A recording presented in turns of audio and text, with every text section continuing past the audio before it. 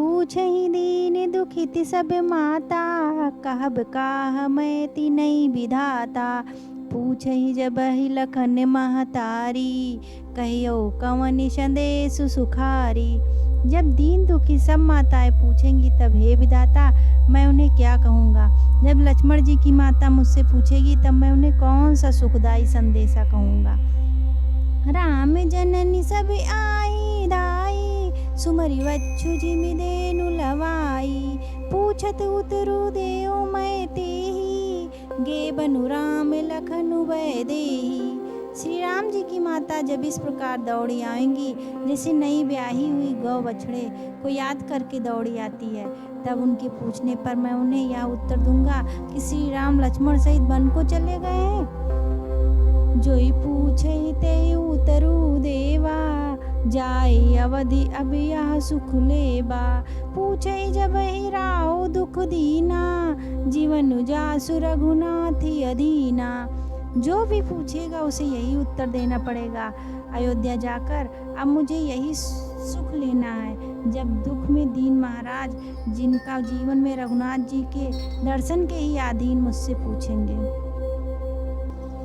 देहु उतर कौन मुँह लाई, आयो कुशल कुंवर पहुँचाई। सुनत लखन सिय राम संदेशु, त्रिनिज मितनु परिहरहि नरेशु। तब मैं कौन सा मुँह लेकर उन्हें उत्तर दूंगा कि मैं राजकुमारों को कुशल पूर्वक पहुँचा आया हूँ। लक्ष्मण सीता और श्री राम का समाचार सुनते ही महाराज तिनके की तरह शरीर को त्याग देंगे। हृदय न विदिरउ पंकुजिम, विचरत प्रीत मुनीर। जानत हो मोहि दीनी विधि, यहु जात ना शरीर। प्रियतम श्री राम जी रूपी जल के बिछड़ते ही मेरा हृदय कीचड़ की तरह फट नहीं गया। इससे मैं जानता हूँ कि विधाता ने मुझे यह यातना शरीर ही दिया है जो पापी जीवों को नरक भोगने के लिए मिलता है। एहि विधि करते पंथे पछितावा, तम सतीर तुरत रथुआवा। विदा किए करी विनय निषादा, फिरे पाए परि विकल विषादा। सुमंत्र इस प्रकार मार्ग में पछतावा कर रहे हैं, इतने में रथ तुरंत तमसा नदी के तट पर आ पहुंचा। मंत्री ने विनय करके चारों निषादों को विदा किया। वह विषाद से व्याकुल होते हुए सुमंत्र के पैरों पड़कर लौटे। बैठत नगर सचिव सकुचाई, जनु मारे सुगुरि बाभन गाई। बैठी बिटप तर दिवसु गवावा, सांझ समय तब अवसर आ पावा। नगर में प्रवेश करते मंत्री ऐसे संकुचाते हैं मानो गुरु ब्राह्मण या गौ को मार कर आए हों। सारा दिन एक पेड़ के नीचे बैठकर बिताया। जब संध्या हुई तब मौका मिला। अवधि प्रवेश कीनी अंधियारे, पैठ भवन रथु राखी दुआरे। जिन जिन समाचार सुनि पाए, भूप द्वारे रथु देखने आए। अंधेरा होने पर उन्होंने अयोध्या में प्रवेश किया और रथ को दरवाजे पर खड़ा करके चुपके से महल में घुसे। जिन जिन लोगों ने समाचार सुना पाया वह सभी रथ देखने को राजद्वार पर आए। रथ पहचानी बिकल लखी घोरे, गरहि गाते जिमिया तप ओरे। नगरी नारी नरे व्याकुल कैसे, निगटत नीरिमी गगन जैसे। रथ को पहचान कर और घोड़ों को व्याकुल देखकर उनके शरीर ऐसे गले जा रहे हैं जैसे घाम में ओले। नगर के स्त्री पुरुष कैसे व्याकुल हैं, जैसे जल के घटने पर मछलियां व्याकुल होती हैं। सचिव आगमन सुनतु सब, विकल भयूर निवासु। भवन भयंकर लागते ही, मानव प्रेत निवासु। मंत्री को अकेले ही आना सुनकर सारा निवास व्याकुल हो गया। राजमहल उनको ऐसे भयानक लगा मानो प्रेतों का निवास हो। अति आरती सब पूछहि रानी, उतरु न आओ विकल भई बानी। सुनई न श्रवण नयन नहीं सूझा, कहो कहानी तेहि तेहि बूझा। अत्यंत आत होकर सब रानियां पूछती हैं पर सुमंत को कुछ उत्तर नहीं आता। उनकी बाड़ी विकल हो गई है, न कानों से सुनाई पड़ता है न आंखों से कुछ सूझता है। वह जो भी सामने आता है उससे पूछते हैं, कहो राजा कहाँ है।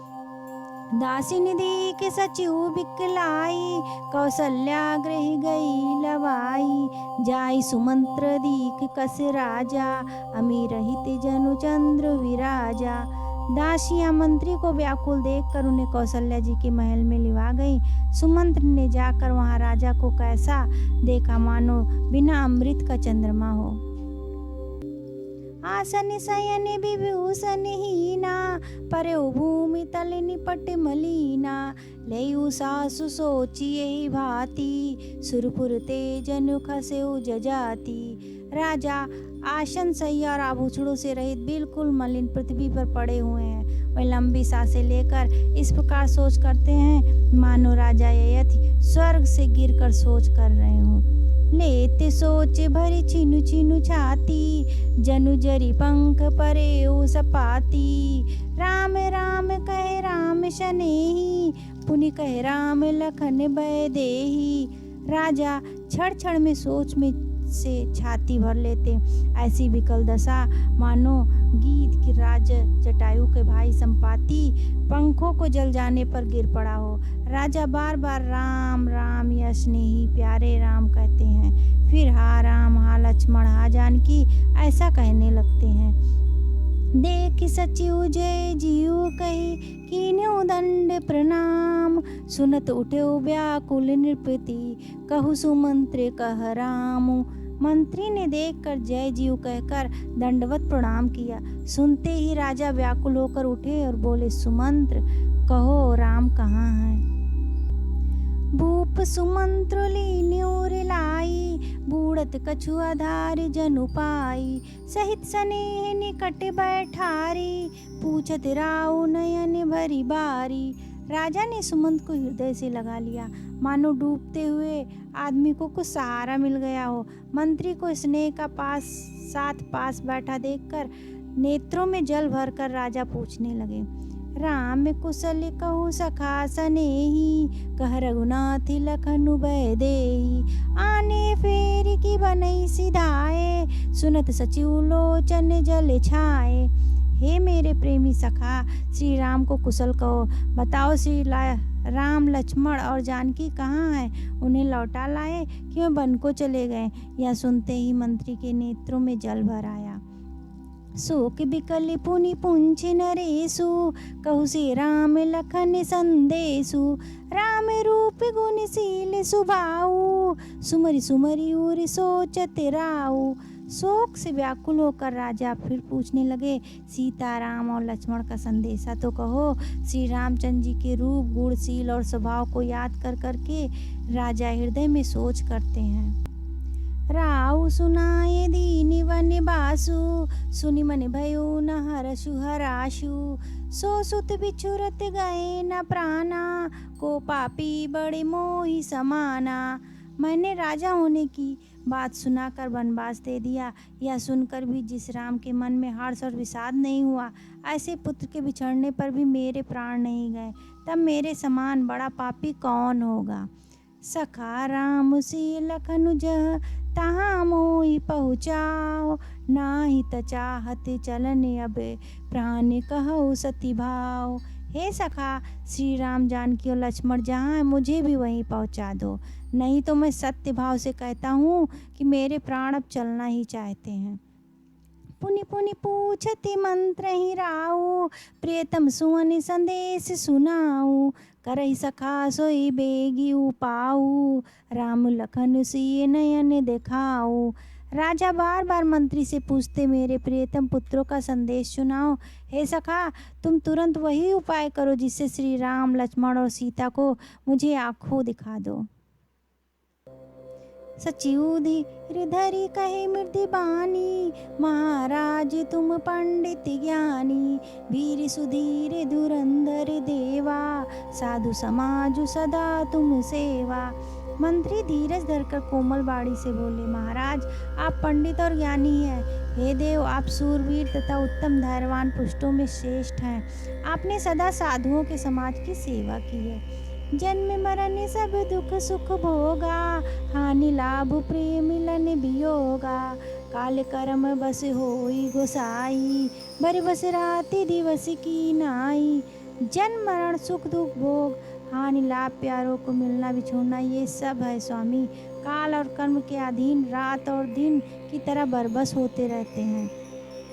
सुख हरि सही जड़ दुख बिल खाई, दो समधीर धरहि मन माही। धीरज धरऊ विवेक विचारी, छाड़हि सोच सकल हितकारी।